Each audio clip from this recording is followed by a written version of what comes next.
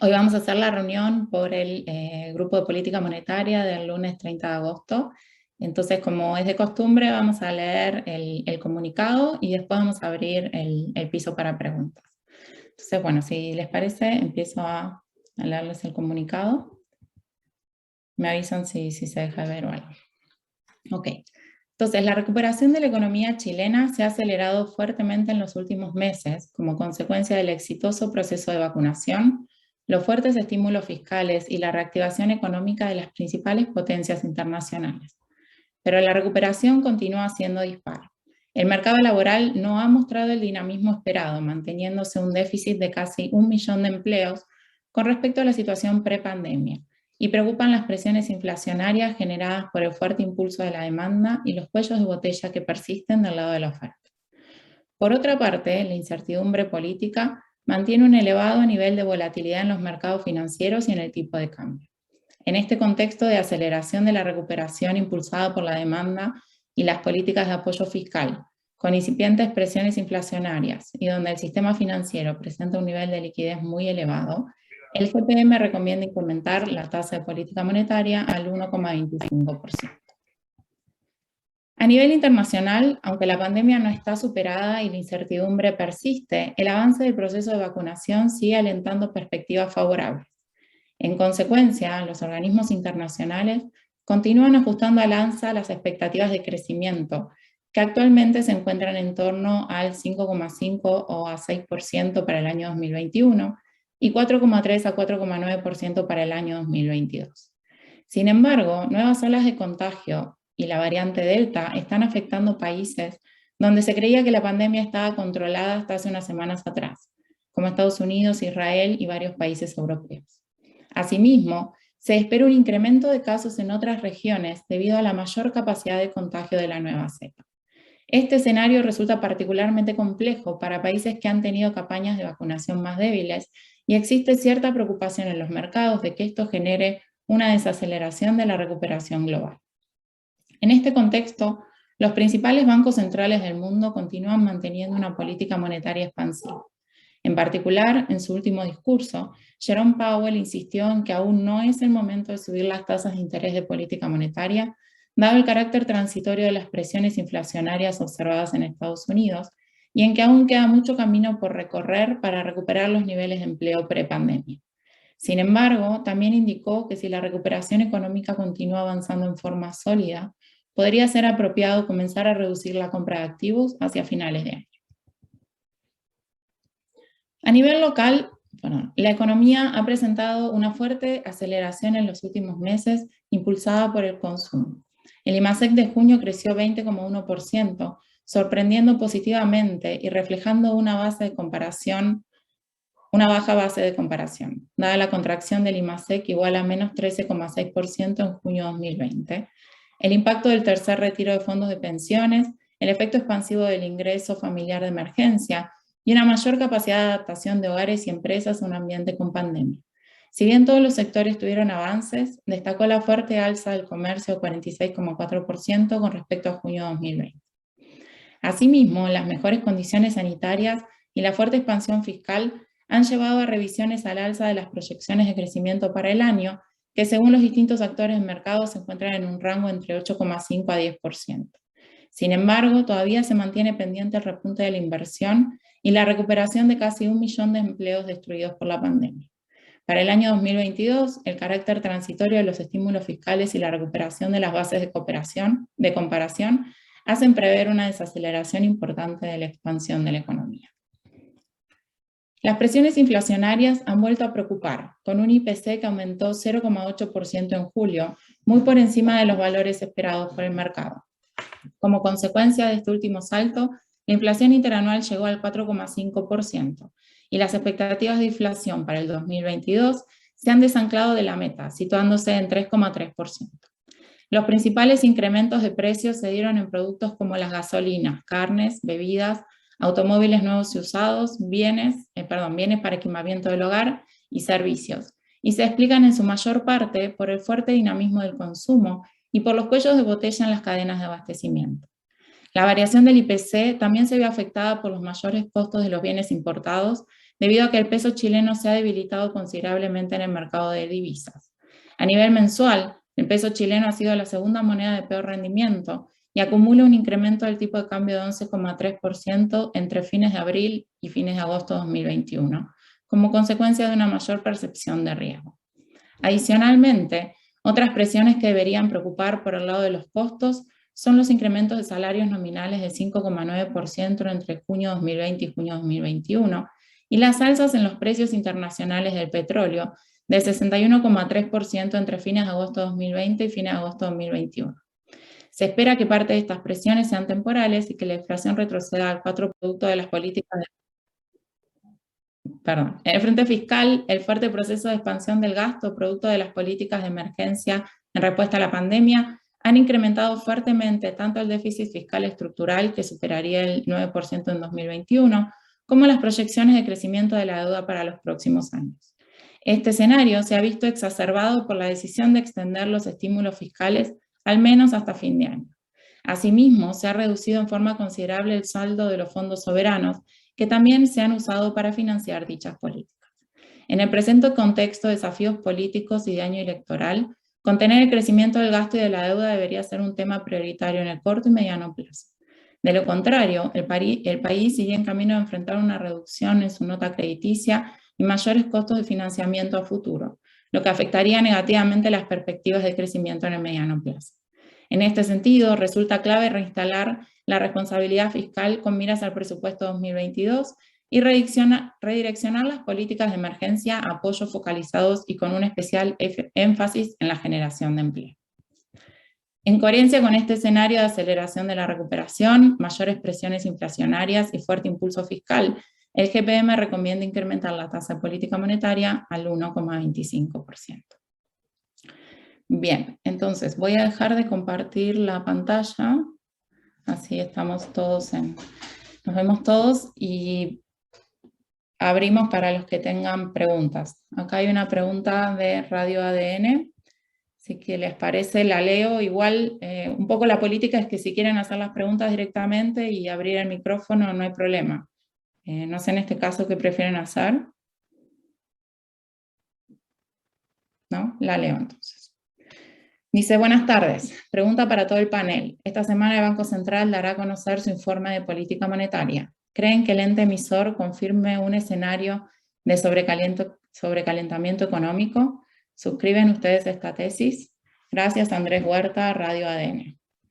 Bueno, no sé quién quiere empezar a contestar. ¿Un voluntario? Juan, ¿quieres comenzar? Si quieres tú puedes comenzar, Eugenia, pero si quieres yo digo un par de cosas nomás y tú puedes tomar. Quizás por el lado de la demanda, lo que hemos estado hablando por muchos meses, la recuperación. Yo creo que la recuperación ya sucedió por el lado de la demanda claramente, y como que cuando estamos hablando de la recuperación, entonces efectivamente, no sé si uno puede hablar de un sobrecalentamiento, pero como que se ha hecho más patente un riesgo de un sobrecalentamiento. No sé si uno puede decirlo tan factualmente de que está ocurriendo, sino que hay un riesgo, hay indicadores que pueden apuntar a eso, pero no sé si uno puede declarar tan claramente en una dirección, sino que se están acumulando evidencia, indicios por el lado de que la recuperación ha estado más focalizada por el lado de la demanda que por el lado de la oferta. La oferta todavía quizás tiene estos cuellos de botella que se mencionan en el comunicado. Hay indicios de presiones de salarios, de costos, de lo que se menciona en el mismo comunicado, que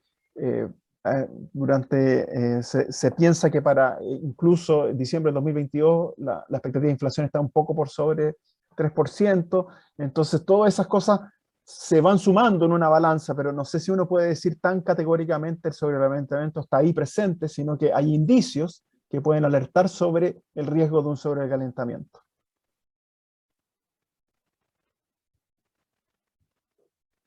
Bien. Si quieres, Eugenia, ¿o quieres hablar tú primero? No, habla si querés y yo hablo después. No, muy breve, complementando lo de Juan Pablo. Claro, yo creo que afirmar taxativamente el tema del sobrecalentamiento es un poco todavía, es una opinión ya muy fuerte, pero sí hay señales muy claras de que la demanda agregada está creciendo a ritmos que no son sostenibles, digamos, y que están presionando evidentemente los precios, y hay también presiones de costo, y eso, bueno, obviamente indica que estamos en un escenario donde no estamos probablemente encaminando hacia un eventual sobrecalentamiento si es que el Banco Central eventualmente no toma medidas, digamos. Pero, ¿cómo se llama? Es cierto lo que dice Juan Pablo, así afirmar en forma taxativa y clara de que estamos en esa situación, no, pero sí hay señales claras de que la actividad económica se recuperó, estamos por sobre los niveles del mismo mes del año 2019, por lo tanto estamos en niveles por sobre la pandemia y el estallido social, y hay una clara dinámica muy fuerte de la demanda, en particular en el sector comercio. Y bueno, si vemos que además se van a extender las políticas de ayuda a través del ingreso familiar de emergencia, y eventualmente, Dios no lo quiera, digamos, se apruebe el cuarto retiro de los fondos de pensiones, estaríamos obviamente en una situación donde claramente habrían presiones exacerbadas, exageradas de demanda agregada, con lo negativo que eso significa para tanto la inflación como para las tasas de interés, que ya hemos visto también su impacto. Perfecto, muchas gracias. Sí, yo estoy de acuerdo con todo lo que se planteó hasta ahora. Quizás retomar un poco lo último que decía Carlos, más allá de hablar sobre un sobrecalentamiento, sobre los riesgos de seguir incentivando o alimentando esta demanda que podría haber por el tema de la política fiscal. Y también tener en cuenta que en realidad, bueno, muchos de estos apoyos que se vinieron dando y los retiros todavía se podrían pensar que están como hasta un riesgo latente en el sistema, porque hay muchísima liquidez en el sistema financiero y eso podría hacer que hubiera un shock de demanda incluso sin realizar nuevos apoyos en ese sentido. Se nos fue Guillermo, no sé, Susana, si le puedes preguntar o... Yo no lo veo al menos. Yo le pregunto, te aviso. Ok, gracias. Bien, la siguiente pregunta. Dice, buenas tardes, Ignacia Munita dice, pregunta para todo el panel, dada la reactivación del mercado laboral, me gustaría preguntarles qué tan real es la falta de oferta de trabajadores para llenar los cupos laborales, se me fue para arriba, acá, que se ofrecen. ¿Cuáles serían los factores que explican esta tendencia? Bueno, si quieren que empiece yo para que les quede como en otro orden. Yo creo que en realidad el tema de la dificultad para llenar los cupos laborales que se ofrecen es real, lo que no quiere decir que igual no haya personas o gente que sigan estando fuera del mercado laboral. Creo que hay como un desfase quizás entre la oferta la demanda de trabajadores en realidad y la oferta de trabajo. Y por otro lado, seguimos teniendo este problema del desempleo latente, si se quiere, con toda la gente que salió de la fuerza de trabajo por los distintos efectos de la pandemia. No sé si alguien quiere complementar con algo más. Sí, feliz, Eugenia. Yo creo que, como bien dijo Eugenia, efectivamente hay efectos que están presentes hoy día en el ámbito del mercado laboral y que eventualmente están desincentivando justamente la participación en el mercado laboral por las generosas ayudas que el fisco ha entregado. Y por eso creo que tratar de que esas ayudas se reorienten más intensivamente a estímulos a que las personas consigan empleo, sobre todo focalizadas en las personas que todavía no lo recuperan, y como bien dijo Eugenia, estamos hablando de todavía aproximadamente 900.000, 1 millón de personas que no han recuperado el empleo respecto de las cifras que veíamos 2 años antes, que sin pandemia y sin estallido social, y por lo tanto creo que hay que intensificar, digamos, la política pública orientada no tanto a la ayuda digamos, del ingreso familiar de emergencia. Me parece que debiera ser mucho más orientada hacia apoyar y generar estímulos hacia apoyar a la gente que está encontrando empleo con algún subsidio como el parecido al que el gobierno ha planteado, pero que me parece de una dimensión relativamente acotada, muy pequeña. Me parece que en ese sentido creo que, esa es una opinión personal, no lo he compartido con los demás panelistas, creo que los fondos que se están destinando al IFE son exagerados, son muy fuertes, y creo que, dado que ya digamos, estamos casi en una situación bastante más normalizada de términos de actividad presencial económica, y por otro lado creo que todavía son muy escasos en términos de montos los que se destinan a este IFE laboral. Creo que debería ser mucho más enfatizado el IFE laboral y ir retirando el IFE, el ingreso familiar de emergencia, digamos, como apoyo vía transferencia, sin generar los estímulos al empleo. Yo creo que justamente el ingreso familiar de emergencia puede ser un elemento que está por sí mismo haciendo que las personas tomen la decisión de no buscar el empleo. Y eso es un incentivo que es negativo desde el punto de vista de recuperar los niveles de empleo que teníamos antes.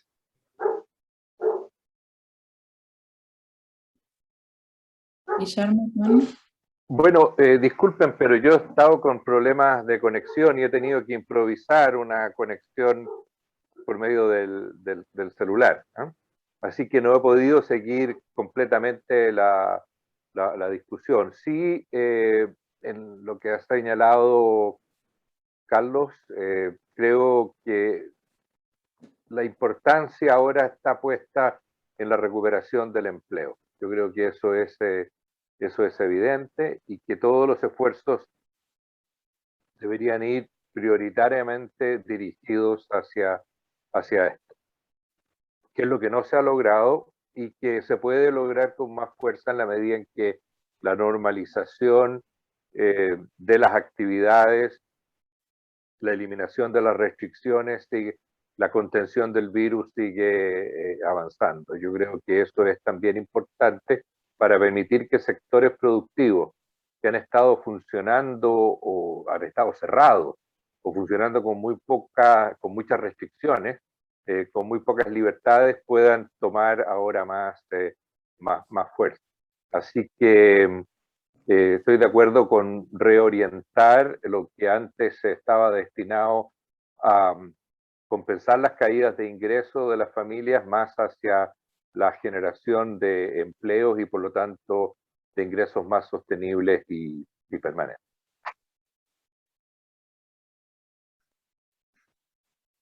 Juan, gracias. Sí, yo coincido en realidad de que sí, estamos con una preocupación de mejorar una generación de empleo que yo creo que está al debe, como decía el comunicado, y hay factores, claro, hay factores de salud, hay factores de las ayudas económicas que hay disponibles, tanto de retiros como las ayudas fiscales que quizás han sido más universales, que es lo que más focalizado en la creación de empleo. Pero quisiera agregar un elemento adicional que un poco una mirada más de mediano y largo plazo, que yo creo que está por ahí, en algunas partes he leído algunos informes sobre eso, de que yo creo que particularmente en ciudades como Santiago, que son muy grandes, esta crisis, que obviamente que nadie la estaba preparando hace 3 años atrás, nunca había estado esperando una situación así, que son como estos eventos completamente inesperados, pone en alerta una dimensión de la resiliencia, la creación de empleo o búsqueda de empleo que iba más allá de la dimensión quizás que habíamos pensado, que tenía que ver con la dimensión espacial y geográfica de la ciudad. Entonces, el desplazamiento de los trabajadores desde su hogar a los puestos de trabajo, estaba Santiago acostumbrado a unos grandes desplazamientos, ¿ya? En transporte público, con metro. Yo creo que ese dilema, yo creo que tenemos que construir unas ciudades más resilientes en el fondo, en que hayan desplazamientos más breves entre hogar y puestos de trabajo, y eso en el fondo es algo que hay que mirar hacia adelante y hacia el futuro. Obviamente eso no se va a resolver acá en el corto plazo, pero la pandemia ha alertado, yo creo, de esta dimensión. O sea, no sé si toda la gente va a estar dispuesta a viajar en transporte público pensando en la pandemia, teniendo 1 hora o más de 1 hora y media o más de 2 horas en el fondo de transporte, en el fondo en el sistema público. Y eso en el fondo de verdad abre un desafío para el país de generar una ciudad mejor para, en el fondo, desplazamientos desde lugar donde uno reside a su puesto de trabajo. No sé qué tiene que cambiar, pero hay algo ahí al debe que esta pandemia de alguna manera develó para toda la sociedad. Muchas gracias Juan. Sigo leyendo la siguiente pregunta de Belén Vázquez Ibarra. Dice, hola, ¿qué tal? Pregunta para todo el panel. El sector financiero prevé que el próximo IPOM no solo corregiría al alza el crecimiento, también lo haría con la inflación. ¿Coinciden con ese pronóstico? Bueno, como para empezar a armar una respuesta, yo creo que claro, que desde el último IPOM hubo mucha información nueva, ¿sí? Que surgió, tanto en temas de cómo se materializó el IMASEC como el IPC, que pueden afectar las estimaciones de crecimiento hacia arriba, pero también en el último informe no estaba confirmado el tema de la extensión del IFE, y también la discusión sobre el cuarto retiro quizás era un poco más abstracta. Todos estos factores pueden empujar al alza a la inflación. Entonces, bueno, esto es un poco igual como jugar a ser adivinos, ¿no? Pero podrían ser factores que afectaran las proyecciones del Banco Central que vaya a relevar en el próximo IPOM. No sé si alguien más quiere complementar. Carlos, Juan. Yo puedo decir algo, claro, la comunicación de las proyecciones también tiene un elemento central que tiene que ver con la estrategia política monetaria que se quiera seguir para adelante. Entonces, efectivamente puede ser que las proyecciones de inflación no aumenten mucho, pero que haya una trayectoria de política monetaria mucho más restrictiva. Y eso, en el fondo, va de la mano esas dos cosas. Como que la proyección de inflación no va en el aire solamente por ser una mejor proyección, sino que va de la mano de un discurso de la trayectoria política monetaria. Entonces, pudiera ser que sube un poco, a lo mejor podría uno pensar que es mucho, pero a lo mejor la política monetaria cambia un curso mucho, mucho más restrictivo, y eso va de la mano coherentemente en ese mensaje. Entonces, no es como que uno podría decir la inflación por sí sola, sino que también en concordancia con la estrategia política monetaria que quiera seguirse hacia adelante. Gracias, Juan. Carlos. No, básicamente concordar contigo, Eugenia, y también con lo que dijo Juan Pablo. De alguna manera es probable que el IPOM también, lo que dice Juan Pablo, refleje quizás implícitamente o explícitamente qué es lo que va a pasar con la tasa política monetaria, que probablemente su tendencia o trayectoria sea más intensificada de alza de lo que se visualizaba probablemente por parte del Banco Central en el IPOM anterior, digamos. Y algún tipo también de efecto sobre la inflación, digamos, porque hay efectos de corto plazo que es difícil de controlar, digamos, sobre todo cuando vienen de presiones de costos.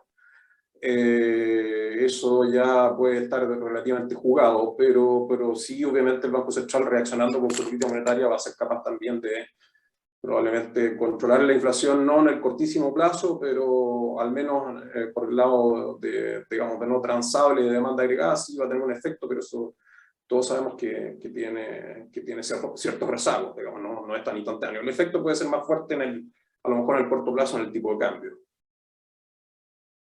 Gracias. Guillermo, ¿querés complementar con algo más? O no sé si está o no, porque ahora se me quedó, me parece que no está. Ok, bueno, si no, cualquier cosa le damos la opción de complementar más adelante. Ok, la siguiente pregunta es de Ignacia Munita, periodista de MOL. Dice, también me gustaría preguntar a todo el panel por el nivel de impacto que tendría en el IMASEC y en la economía la propuesta para declarar como feriado irrenunciable el 17 de septiembre. ¿Cómo podría afectar considerando las condiciones actuales? Bueno, honestamente a mí el tema de una estimación del costo de un feriado un poco me excede, pero lo que yo tendería a pensar es que sí, hay estimaciones de cuánto es el costo económico en general de un feriado, y eso podría tener un impacto negativo en el IMASEC. Pero por otro lado me parece que hay como otros dos factores que igual hay que tener en cuenta. Puede tener también un efecto positivo desde el punto de vista del turismo, pero también quizás como el 17 de septiembre es una situación un poco gris en ese sentido, no es como declarar feriado irrenunciable un día en el que en general la economía estaría funcionando a full, sino que es una situación en la que igual ya per se o de facto termina siendo un poco una situación de feriado. Pero esto sin decir que esté a favor o en contra, sino tratando de comentar un poco los mecanismos que a mí se me ocurren que pueden interactuar con el nivel de actividad. No sé si Carlos, Juan, ¿alguno quiere comentar algo? Sí, feliz. En la misma línea de la Eugenia, más que cuantificar el efecto, lo que está claro es que un día menos de actividad económica, digamos, productiva, probablemente va a tener un efecto negativo en ILEMASEC en la primera vuelta. Ahora, lo que sí es cierto es que estamos hablando de agregar más feriados al 18, y eso puede tener, como dijo Eugenia, algunos elementos eventualmente de mayor consumo, de mayor demanda eventualmente por parte de la gente, no sé, si es que está, bueno, si es irrenunciable, no sé si van a estar abiertos los malls, digamos, pero bueno, si opera la parte online, puede ser que eso genere algo más de demanda por ciertos servicios como, no sé, vacacionales, o eventualmente, no sé, si sigue operando, digamos, las plataformas online para comprar cosas, bueno, obviamente eso a lo mejor mucha gente a lo mejor puede estar también tratando de destinar parte del tiempo que antes iba a destinar a trabajar, a lo mejor a comprar algunas cosas. Entonces ahí, por ese lado, también uno podría decir, bueno, hay un efecto reacomodo. Ahora, en lo particular a mí me parece que las economías y aquí lo voy a hablar en términos generales, las economías que se desarrollan y que crecen en general no recurren a este tipo de efectos de generar nuevos feriados y ese tipo de cosas. Pero bueno, es lo que entiendo de estar en discusión, probablemente, no sé, a nivel político en el Congreso.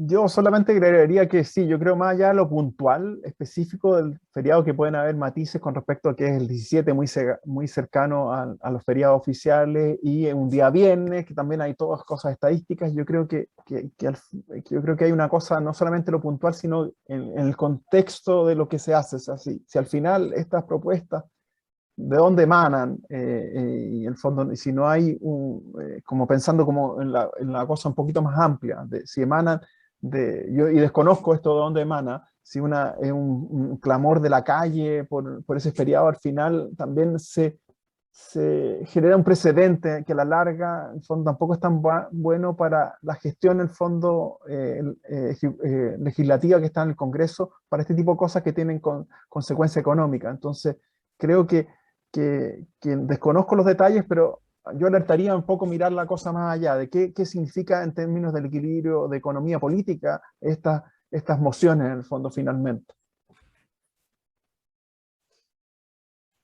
Eugenia, déjame complementar un poco eso. Digamos, a lo mejor yo tampoco fui tan específico, pero me parece que lo que especificó Juan Pablo recién es muy importante.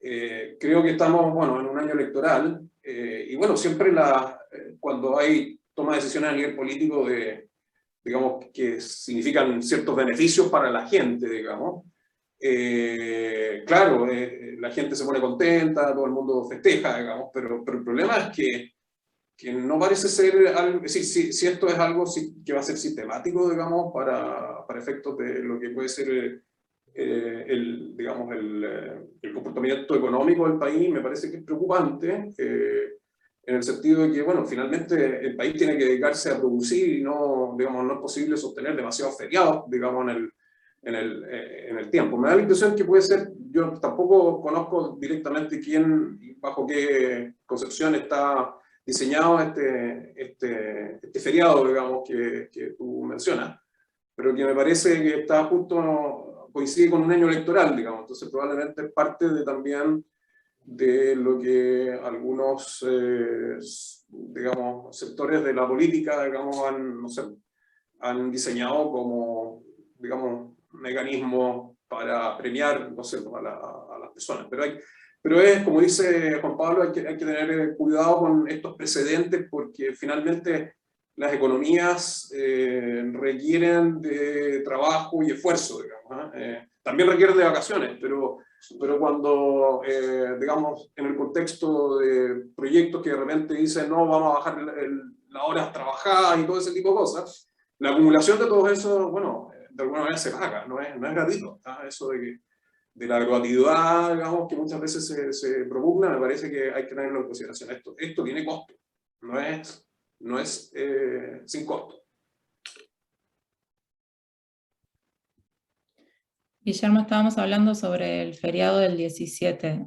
No sé si querés aportar algo o...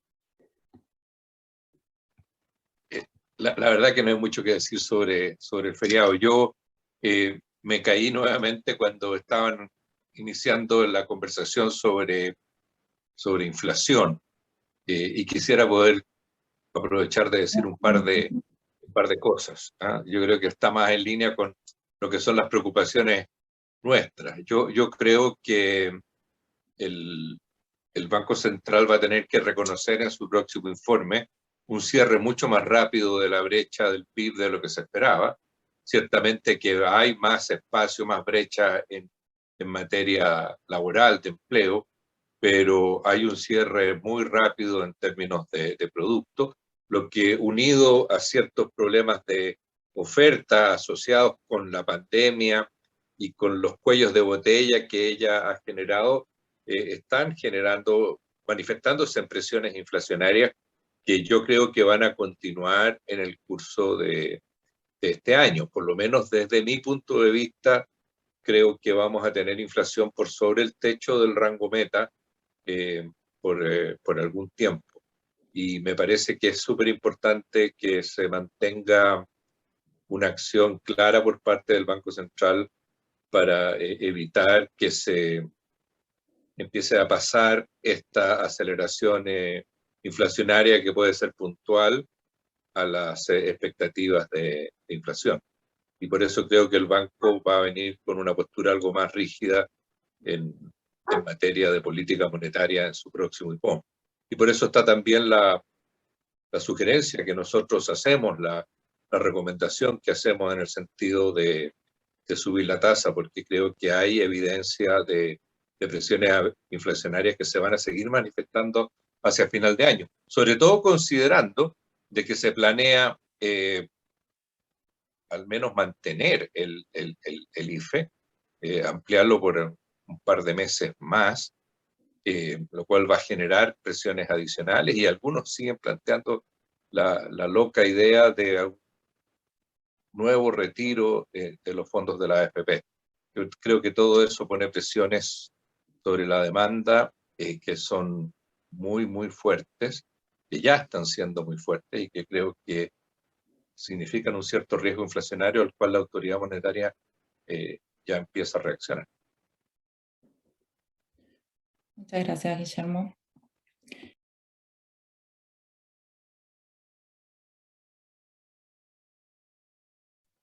Está en silencio, Eugenia. Está en silencio. No se escuchó. Perdón, ahora sí. Había agradecido a Guillermo. Y pasaba a leer la pregunta de Joaquín Riveros. Y se va la pregunta para todo el panel. ¿Qué tan determinante puede ser el cuarto retiro en cuanto al sobrecalentamiento que se podría venir? Gracias.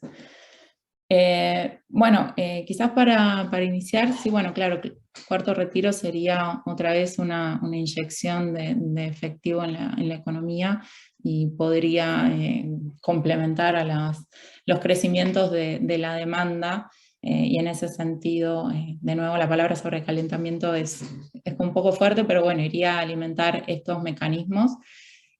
Ahora también hay que tener en cuenta que, no sé, por lo menos a mí en lo personal, en cuanto al cuarto retiro, hay otras cosas que me preocupan más. Si pensamos igual, como que el 30% ya no tiene fondos para retirar, y en general estos son los sectores que tendrían una tendencia a un mayor consumo, y también lo que ha pasado con los retiros anteriores, que en realidad cada vez una proporción menor se ha volcado al consumo. A mí me preocupan más las consecuencias del cuarto retiro en términos del sistema financiero, lo que sería en términos de señales. Empezamos con un primer retiro que era por única vez, y ya vamos por un cuarto retiro excepcional, donde hay mucho riesgo de que el mercado interprete que esto en realidad se va para seguir o con estas dinámicas, o seguir con retiros, con un retiro del 100%. y los efectos que tiene esto a nivel sistémico para el mercado financiero local. Otra vez las AFP van a tener que volver a liquidar un montón de papeles. El Banco Central ya en la cuarta ronda cada vez tiene un poder de fuego para contrarrestar esto que se va disminuyendo también por la característica de estos activos y las implicancias que puede tener ya ni siquiera como a mediano plazo, como incluso en súper corto plazo en términos de las tasas de financiamiento y cómo esto le va a impactar tanto digamos, al sistema financiero como también a las firmas y al sistema, digamos, la parte real de la economía en sí. No sé Permítanme, gracias Eugenia, pero permítame recuperar un poco el tiempo perdido y hablar ahora sobre lo que se estaba contestando. A mí me parece estoy muy de acuerdo con lo que plantea Eugenia, en el sentido de que hay cosas mucho más importantes que el efecto sobrecalentamiento. Digamos que el efecto, no sé si llamarlo derechamente sobrecalentamiento, pero el efecto sobre la demanda ya está. ¿Ah? Y el cuarto retiro agregaría algo más, pero ya es sobre un efecto que ya está creado, que no cambia mayormente la situación. Lo que sí me preocupa es, como dice Eugenia, los impactos sobre el sistema financiero, ¿no? Y sobre el sistema de pensiones, ¿no?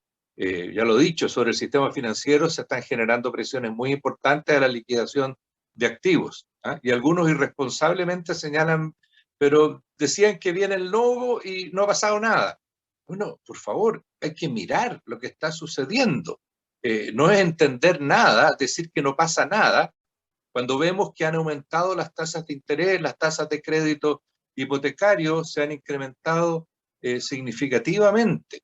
Hemos tenido fuertes caídas en el fondo E por el efecto de las alzas de las tasas, que han sido en buena parte alimentadas por estos retiros que han tratado de ser compensados por el Banco Central, pero también hay un límite para eso. Y hay una visión muy negativa respecto al futuro del sistema financiero si los retiros continúan, porque da la idea de que esto es, digamos, el camino del fin, ¿no? El camino del fin de todo el sistema de pensiones basado en ahorro individual, porque todo va a terminar por retirarse, por liquidarse, con las consecuencias tremendamente negativas que eso tiene sobre la generación de ahorro, el financiamiento de la inversión, el financiamiento de los créditos, etcétera. Yo creo que eso es muy importante. Además, en términos de las pensiones, nosotros aquí en Chile hemos estado durante años, yo creo que más de una década, tal vez dos, escuchando a expertos decir que es necesario reforzar el sistema de contributivo de pensiones con cotizaciones mayores, ¿no? Y se ha llegado a los 6 puntos, etcétera. Pues bien, los retiros que se han dado hasta aquí ya como que eliminaron el efecto de esos 6 puntos adicionales de contribuciones para muchos de los futuros pensionados, para los que tienen más de 40 años hoy día. De tal manera que el aumentar los 6 puntos de cotizaciones simplemente va a significar compensar el efecto negativo de esos 3 retiros que llevamos hasta ahora, ¿no? Así que ahí hay efectos muy, muy importantes. Apenas para quedar igual necesitamos 6 puntos adicionales de cotizaciones. Para los que tienen 40 años o menos queden iguales, se necesita eso. Así que hay que entender que el efecto que se ha causado es tremendamente nocivo, tremendamente fuerte sobre las pensiones, y corremos el riesgo, digamos, de tener una generación de viejos pobres, donde sus pensiones son menores aún a las que estábamos pronosticando anteriormente.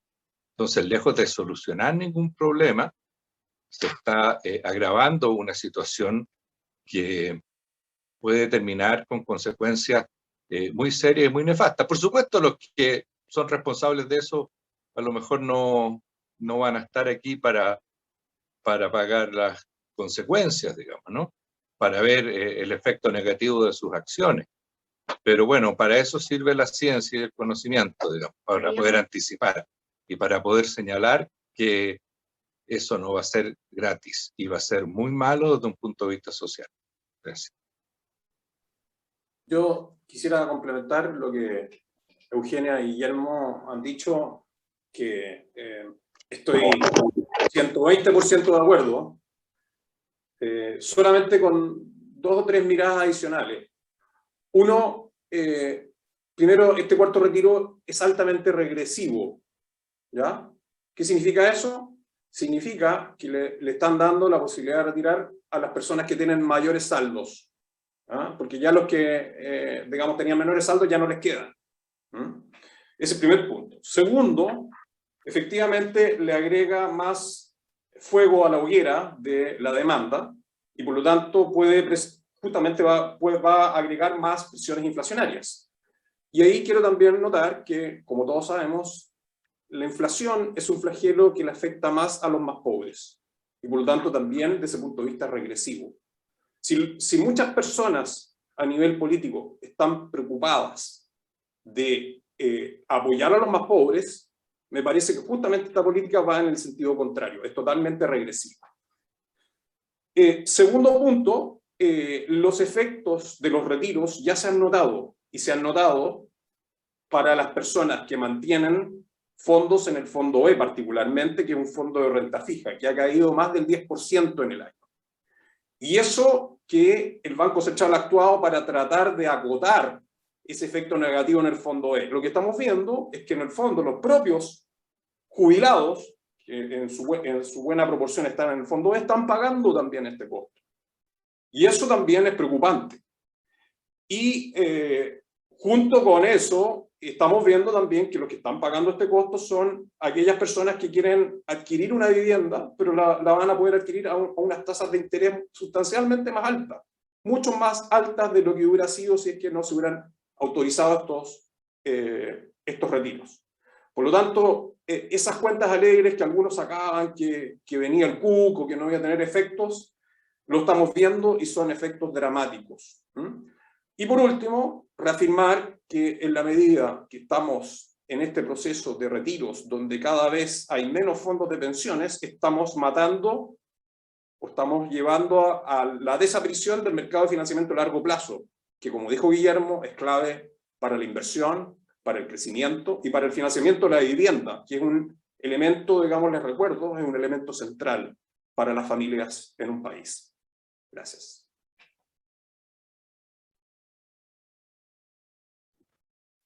Muchas gracias, Carlos. Juan, ¿quieres agregar algo? Sí, yo coincido con lo que se ha dicho acá en el panel. Efectivamente, quizás los costos de corto plazo de estas medidas de retiro son muy pequeñas.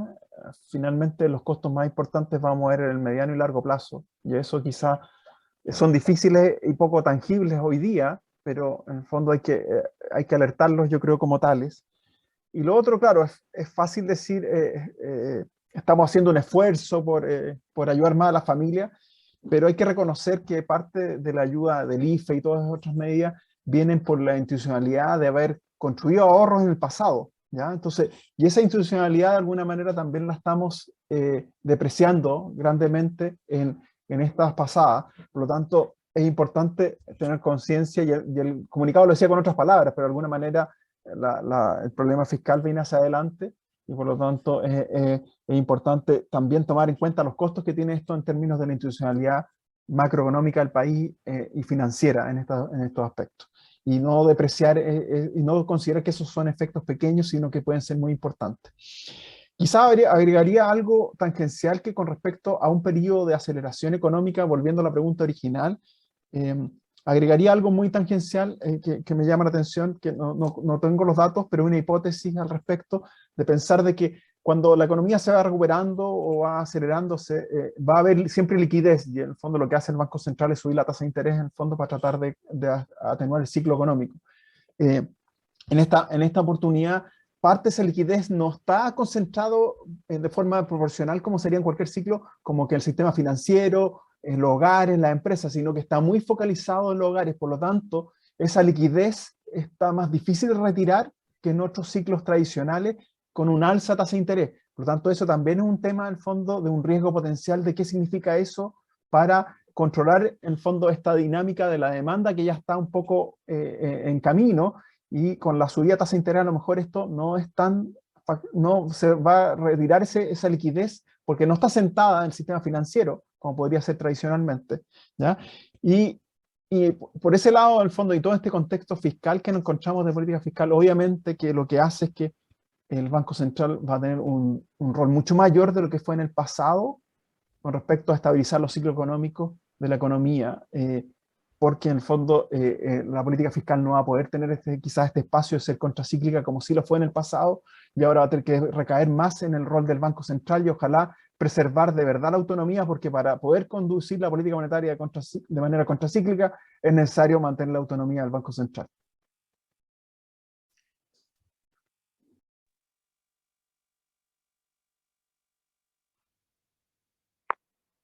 No, Ya está, ya lo Eugenia, vi. ¿aló? Ya. Ya. Que estaba muteada, ya lo vi. Tenemos una pregunta de Belén Vázquez, sí, está bien, que dice, también me gustaría saber cuáles son los desafíos más urgentes que identifican para la política monetaria y cómo esta debería conversar con la política fiscal para el 2022.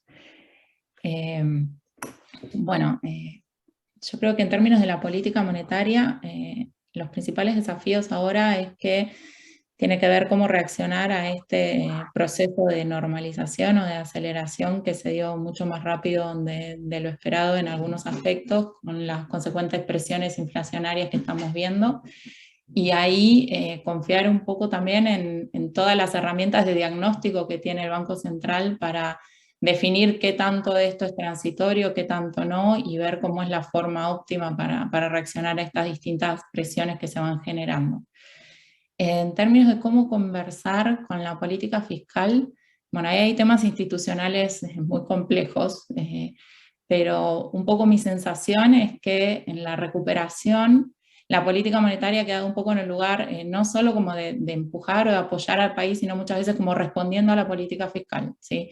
Ya sea ahora porque, bueno, con todas estas presiones de demanda se generan las presiones inflacionarias, o como conversábamos antes, con el tema de los retiros, en el que la política monetaria termina, la política monetaria del Banco Central a través de distintos instrumentos tratando de contrarrestar los efectos financieros de estos retiros. Entonces, un poco mi lectura es que la política fiscal, al haber sido tan expansiva, como que le recorta un poco el margen de acción a la política monetaria, quedando un poco así como en esta situación de respuesta a lo que está pasando como consecuencia de la política fiscal. Pero bueno, no sé si mis colegas quieren complementar con algo, Sí, tienen otra visión. yo creo que es un desafío enorme, ¿eh? El que se plantea para la política monetaria en, en- en los próximos meses o años. Porque ahora se ha generado una aceleración así como completamente eh, inesperada, exagerada, sobre estímulo de la economía, y el Banco Central tiene que salir a controlar parte de sus impactos sobre la demanda y evitar de que la aceleración inflacionaria que hemos observado se haga más permanente, se haga más duradera, y evitar de que las expectativas de inflación vayan a verse afectadas. Ese es el desafío como inmediato. Pero resulta que la política fiscal se supone que no debería seguir siendo igualmente expansiva, que, que estos déficits que hemos tenido este año, que se justificaron tal vez por alguna parte de ellos por la pandemia empieza a ser superada, el déficit debería caer y deberíamos ver un crecimiento mucho menor del gasto público. Y en ese sentido la política monetaria debería estar lista como para hacer un aumento de tasas rápido, pero luego pausado, que permita la recuperación de la demanda privada, de inversión, cuando el fisco deje de gastar o deje de crecer tanto su gasto, ¿no? Es complicado tal vez de explicar, pero aquí no estamos frente a una situación como que de aceleración continua, digamos. Hubo una aceleración y debería haber una desaceleración, ¿ah? Y eso obliga a la política monetaria a estar muy bien sintonizada y coordinada con las autoridades fiscales, digamos, para que no se estén como sacando la suerte entre gitanos y tengan una cierta coordinación para permitir que la recuperación económica se haga estable, digamos, y que logremos luego de esta rápida recuperación de este año estabilizar un crecimiento más en torno a la expansión de la capacidad en los años que siguen. No vaya a ser de que de una muy fuerte recuperación luego caigamos en un letargo, digamos, tan preocupante como el cual venía. Gracias. Coincido con mi colega Eugenia y Guillermo, solo mencionar un par de elementos, digamos. Como decía Guillermo, creo que el desafío de la política monetaria es enorme, y también, bueno, lo dijo anteriormente Juan Pablo, considerando que la política fiscal se ve que va a seguir expansiva por lo menos este año completo, y muy expansiva, y el desafío enorme de que esas ayudas, esas transferencias, esos programas que se señalaron que eran transitorios, a medida y que iban a desaparecer a medida que los efectos de la pandemia iban desapareciendo en la economía, creo que hay un desafío enorme en la política fiscal de justamente volver a niveles más sostenibles de gasto público, de transferencias, considerando la normalización de la economía. Si la economía se está normalizando, hemos recuperado la actividad económica pre-pandemia, pre-estallido, el empleo va rezagado, como ya dijimos, bueno, ahí hay que enfatizar más, poner más fuerza al apoyo al empleo más que a las transferencias. Pero yo visualizo que no es tan evidente, al menos, por lo menos hasta el momento, qué es lo que va a pasar con la política fiscal en la práctica, en el sentido cuál va a ser realmente lo que el próximo gobierno que asuma, digamos, va a hacer, digamos, en términos del ajuste fiscal que se requiere, digamos, en el sentido de que estas ayudas, vuelvo a reiterar, fueron diseñadas para un ambiente de pandemia, y en la medida que la pandemia la estamos superando, obviamente deben ser retirados. No es posible, no es sostenible en el tiempo mantener estas ayudas en la magnitud que se han entregado y en el nivel universal que se han entregado. Y entonces hay todo un desafío de la política fiscal para volver a retomar el ancla fiscal y volver a retomar también lo que era la regla fiscal, que, bueno, ya sabemos que esa regla fiscal de déficit estructural ya hace muchos años que ya no se cumple, por lo tanto no tenemos un ancla en ese ámbito. Y por lo tanto yo creo que hay un desafío también de, no solamente el próximo año, sino de mediano plazo, de recuperar niveles de solvencia fiscal como los que Chile tuvo en muchos años, digamos, no los últimos, pero muchos años anteriores. Creo que también Juan Pablo hacía alusión a ese punto. Y en ese sentido, la coordinación, me parece, la coordinación política monetaria, política fiscal de ambas, de las autoridades del Ministerio de Hacienda y del Banco Central, es fundamental, ¿eh? Y la tarea de la política monetaria se facilita si también la política fiscal colabora, digamos, en ir retirando estos estímulos que, como dije, fueron diseñados como un elemento transitorio y no permanente.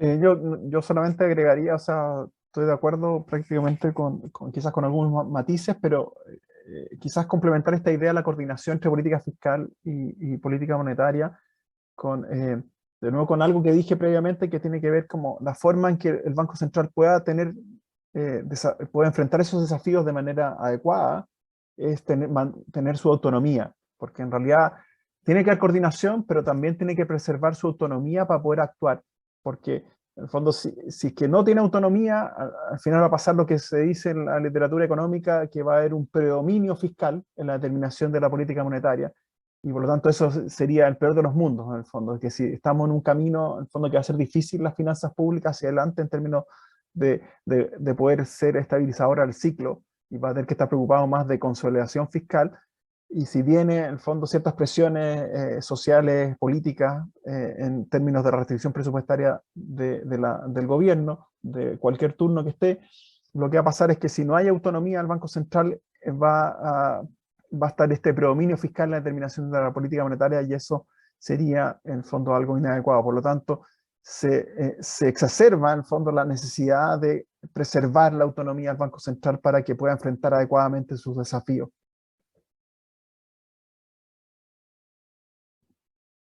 Muchas gracias, Juan, y muchas gracias a todos. Creo que queda una última pregunta. Nicole Werner, de CNN Chile, dice: me gustaría saber las razones de por qué recomiendan un alza en la TPM por sobre el 1% que proyecta el mercado. Bueno, creo que igual es como una buena pregunta para cerrar, porque en cierta forma como que reúne como todos los argumentos que ya estuvimos hablando. Entonces, como para resumir un poco, creo que sí, vienen de los puntos que ya surgieron, pero básicamente en comparación con lo que era la situación el mes anterior, hay un incremento en la velocidad en la que se están cerrando las brechas. El nivel de crecimiento del IMASEC sorprendió a todos. Lo mismo el nuevo IPC, que también estuvimos hablando. Las grandes presiones que hay por el lado de la demanda, que vienen principalmente por el consumo, ¿sí? Consecuencia en gran parte de todos los apoyos fiscales del IFE que fue extendido, que eso también fue una novedad, y esta discusión de qué va a pasar, si va a haber un cuarto retiro o no. Creo que son algunos de los puntos que están un poco atrás de esta decisión, pero también como que me gustaría remarcar que igual como una tasa del 1,25 sigue siendo una tasa como muy expansiva, así como que estuvimos muchísimo tiempo con tasas extremadamente bajas. Entonces ahora estos incrementos da la sensación como si están subiendo las tasas, y está bien, una subida de tasa tiene sus efectos, pero la tasa neutral está estimada entre 3,25 y 3,75, entonces igual una tasa del 1,25 sigue estando todavía muy por debajo de lo que sería una tasa neutral para la economía. No sé si alguien quiere complementar.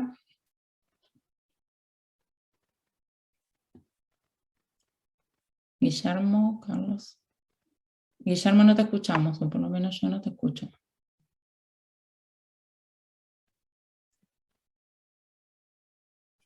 ¿Ahora? Ahora me escuchan? sí. Ahora sí. Ya, perdonen. Volví a activar el computador para que saliera la imagen de la facultad detrás mío, ¿no? Para sentirme que tengo el apoyo de tantos años y de tanta tradición de conocimiento económico. Yo creo que hemos insistido acá de que estamos frente a una situación especial, ¿no? Y yo creo que en ese sentido la reacción del Banco Central también tiene que ser especial. Yo no creo que estemos frente a una situación de una aceleración como gradual de la economía, un cierre gradual de brechas que hace que el Banco Central se vaya preparando con alzas como muy cautelosas en la tasa de interés. Yo creo que estamos frente a un impulso explosivo de la demanda. Y ese impulso explosivo de la demanda tiene que ser respondido con una acción más rápida de parte del Banco Central. Yo incluso les digo que el 1,25 que nosotros proponemos es un acuerdo que tenemos y que podría el Banco Central sorprendernos yendo un poquito más allá. Yo eso no lo descarto. Porque creo que también el Banco Central muy pronto va a, y aquí me estoy anticipando con el perdón de todos, pero creo que hacia más adelante el Banco Central va a aligerar la marcha. Va a pegar un salto ahora de tasas, más que pensar acelerando de a poco. Esa es mi impresión. Gracias.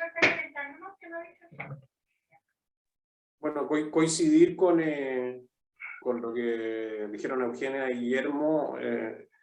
estamos en una situación donde efectivamente la demanda está creciendo en forma extraordinariamente fuerte, y bueno, eso amerita una reacción coherente con la fuerza del crecimiento de la demanda que estamos viendo. Y creo también que la oportunidad en los cambios en la política monetaria son muy importantes. Y creo que la oportunidad es la correcta.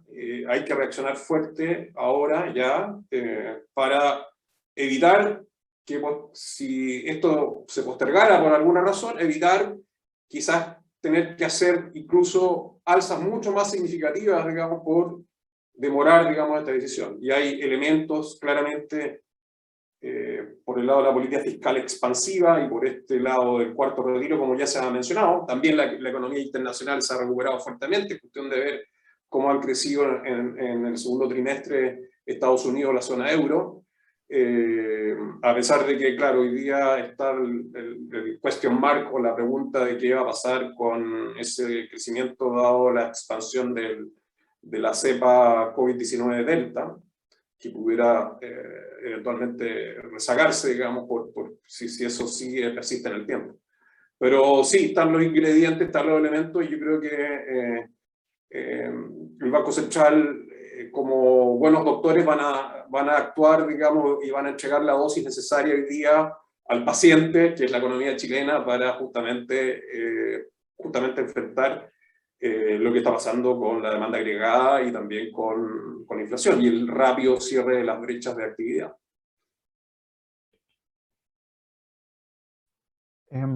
Sí, también muy de acuerdo, esta vez mucho más de acuerdo que quizás en otras preguntas, pero en esto sí estoy mucho más de acuerdo con los otros panelistas, que sí, que yo creo, incluso pensando que el año de crecimiento ahora es tan elevado, tácticamente parece más natural tratar de apurar el tranco, ¿ya? Porque eventualmente tenemos mucho más incertidumbre todavía cómo va a ser el crecimiento del 2022, 2023, por lo tanto, quizás ahora todas las cosas apuntan a que los shocks son muy grandes. O sea, de nuevo, un dato adicional que no se mencionaba, por ejemplo, el INSE está en un nivel, el índice de percepciones de los empresarios está como en 10 años que no estaba en este nivel, ¿ya? O sea, estamos hablando de ese orden de magnitud de cosas, fondos muy grandes, muy inusuales, por lo tanto, y con un crecimiento que a lo mejor algunos dicen que va a estar en los 2 dígitos, entonces, efectivamente, quizás el escenario ha cambiado tanto que es mejor apurar el tranco. La normalización, como decía Eugenia, cuando todavía la política monetaria sigue con un 1, si fuera un 1,5,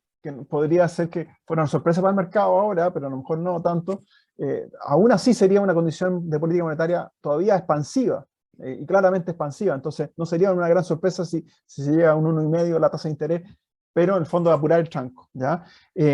Y de alguna manera, claro, y tratar de esperar de cómo viene el próximo año y tener más cautela, en el fondo, cómo se va regulando un poco la política monetaria más hacia el 2022, 2023, pero de alguna manera tratar de cerrar la normalización de la política monetaria en los próximos meses, de alguna manera. Buenísimo, bueno, muchísimas gracias a todos por las preguntas y los aportes. No sé si a alguien le queda algo pendiente, acá no me aparecen más preguntas. Entonces, bueno, creo que igual estuvo interesante la discusión, así que puede ser un buen momento para cerrar. Muchísimas gracias de nuevo a todos, nos vemos. Buena semana. Muchas gracias a todos. Muchas gracias a todos, encantado de Muchas gracias compartir. también. Adiós. Que estén bien. Gracias. Gracias a ustedes.